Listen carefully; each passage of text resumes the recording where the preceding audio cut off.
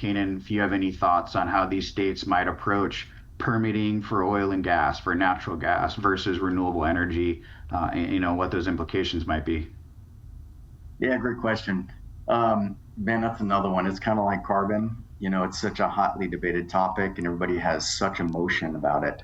I don't know if I could really have an opinion there, but here's what I do know. I do know that demand is increasing dramatically. So, for example, within the next 5 years, by 2030, the estimates for peak hour demand is going to be 100 gigawatts. Currently, we have the production capability for 22 gigawatts at peak demand hours. That's a shortfall about 78 gigawatts. I'm not sure where you get that amount of energy. Now, I know there's been quite a bit of focus on natural gas.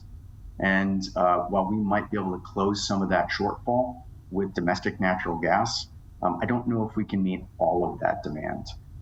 It really has to be a holistic approach from numerous different ways to generate energy. The other concern that we're going to have is how do you distribute that energy once it's produced? So these natural gas facilities are fixed facilities, just like our coal-fired power plants, even our large nuclear power plants. These are fixed facilities. We already have an incredibly strained grid. And there's essentially three main grids. You've got an East Coast, I'm oversimplifying, but you have an East Coast, a West Coast, and a Texas grid. How do you distribute that energy to everybody? What happens if you have bottlenecks and pinch points? How do you actually address that and get adequate amount of power to the consumers that are demanding that energy? Again, hence the need for these small nuclear reactors, which might fix that. Getting back to natural gas, it's maybe looking at too short term of a solution versus looking down the line and how are we going to actually meet what everybody needs.